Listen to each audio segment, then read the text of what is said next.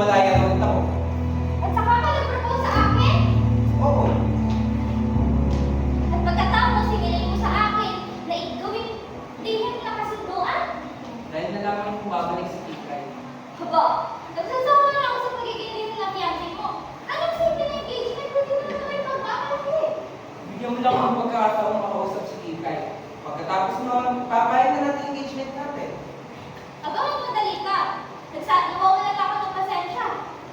Ang problema, paano ko sasabihin? Paano ko kakausapin si Kikay? Bakit naman? Nandito ka. Nandito si Totoy. Hindi mo naman inaasahan yung wala yung si Kikay sa harap ng lahat, di ba? Gusto mo pa kami umalis ni Totoy? Hindi. Bigyan mo lang ng pagkakataong makausap si Kikay. Ako lang bahala kay Totoy. Maganda yan. Hayaan mo na ako. Puto kayo dyan! Bili na kayo ng puto! O, makinig kayo. Lalabas sa speaker. Tandaan nyo, hindi siya magawa ng speaker, kundi Francesca. Kikay, sa'yo, Kikay. Sa'yo, Kikay. Sa'yo, Kikay. Sa'yo, Kikay. Sa'yo, Kikay.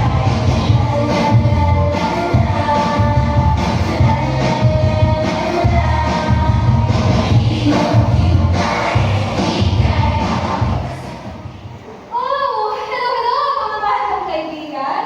Nena, ang matalik kong kaibigan. Ang cute-cute mo na ngayon. Tony, ang matalik kong kaibigan sa Eskinita. Kumusta ka na? Wow, Totoy. Totoy, ikaw na ba yan? Grabe. Parang kang isang super production sa Technicolor sa Tondo. Pero, huwag mo muna kayong lahat. Huwag mo muna kayong lahat at tingnan niyo kayong maigi, okay? Oh, Momsy. Ano na naman? Momsy Dearest, ilang beses ko bang sasabihin sa'yo na huwag ka maglalagay ng fruit juice sa mga baso ng tubig para hindi ko makita ang katas na baso pinala mo. Oh, ang kawawa mo nito, Momsy. Ang clumsy niya talaga, hindi ba? Pero, huwag mo na alalahanin tungkol dito. Halika mo ako pa muna. Hindi na. Kailangan ko pa pumunta ng palengke. Okay, sige. Pero huwag mong kakalimutan ng celery ko, ah. Hindi ako mabubuhay nang walang celery, okay? Parang pareho lang. Munch-munch buong araw. Ay sige, kung okay lang sa inyo. Tony, ang sarap na. Sige po, alin na. Pero wait lang, mga si Dires. Huwag mong kakalimutan. Konting kamarete sa labi. Konting kalarete sa pisngi. Kailangan ko ba bang gawin yun? Hindi, Mamsi. Kailangan ko ba bang lagyan ng kalarete ang aking mukha? Ah, Diyos ko. Ang tindi na talaga magsalita, no? Ay, Mamsi. Ano nga ba ang gagawin ko sa'yo? Bahala ka na! Ipas mo kayo, Dad. Mercy. Ha? Sabi ko, Mercy. Ibig sabihin, salamat sa French. Mercy! Isang buwan, itong araw, pitong oras at 21 minuto.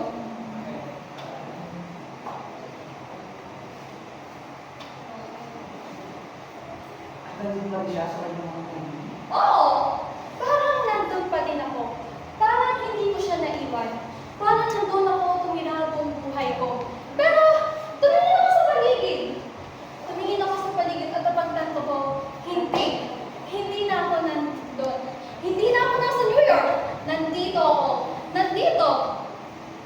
Sabi nila, ito ang aking tahanan. Tahanan. Pero, hindi maaaring ito dahil dito, ang puso ko'y puno ng pangungulila. Parang akong isang taong pinatapon.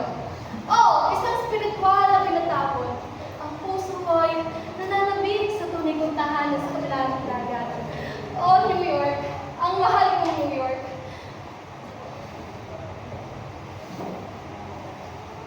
Pakiramdam ko,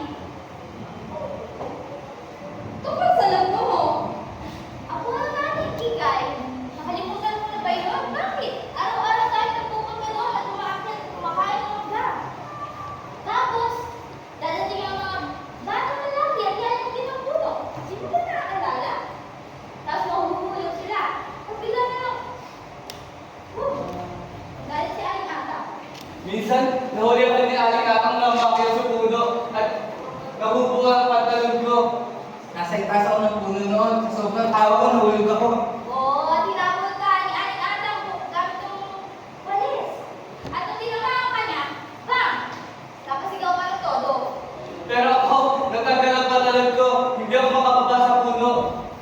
At kami ni Kigay, bumulong kami sa lupa, halos mayak sa kakatawan. Ikaw, Totoy, sinisigaw mo, ibalik mo ang pantalon ko! Ibalik niyo ang pantalon ko! Wait lang. Teka, sandali lang. Ano po ang pinag-uusapan natin dito? Ang puno ng mga guardian sa likod bahay ninyo. Yun ba?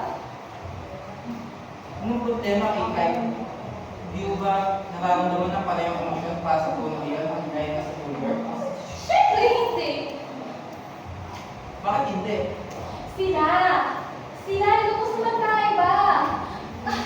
Wala akong nararamdaman para sa puno na yan. Walang gumigising na alaala para sa akin. Pero para sa akin meron. At napakaraming masasayang alaala doon. Kailangan ko talaga lumabas at kumustahin ito. At alam mo, Ika, dito sa mundo, maraming ang gandang kaugalian. Sa lumang kaugalian. Ang puno yan ang puno namin. Isang ganda, simbolo ko. Huwag ka na magpatawa. Hay, nako. Kayo talagang mga tao, hindi nyo maintindihan kailanman. Siyempre hindi. Hindi pa naman kami nakarating sa New York eh. Ayan mismo! Yan nga mismo ang sinasabi ko. Hanggat hindi kayo nakakarating sa New York, hindi nyo maintindihan kailanman. Maniwala kayo sa akin. Hindi tumira sa New York, parang hindi ako nabuhay ng lubusan.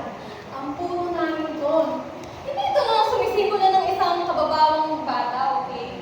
Ito ay sumisimbolo ng mas mataas at mas pinong mga bagay na mas masigla, mas moderno, at mas mapanghal sa paraan ng pamumuhay.